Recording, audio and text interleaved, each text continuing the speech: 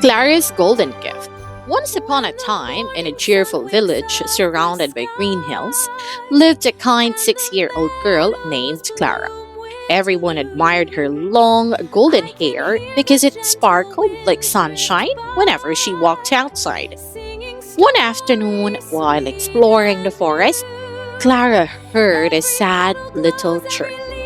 Looking up, she saw a tiny bird named Chip sitting on a branch. Below him lay his broken nest, blown down by the wind. Oh no, Chip, Clara said. Where will you sleep tonight? Clara gathered the fallen twigs, but they wouldn't stay together.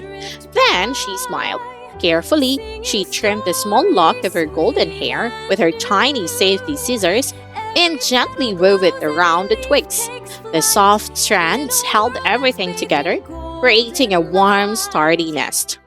Clara placed the new nest safely back in the tree. Chip happily hopped inside, chirping a joyful song as he snuggled into his cozy new home. From that day on, everyone remembered that Clara's greatest gift wasn't her beautiful golden hair.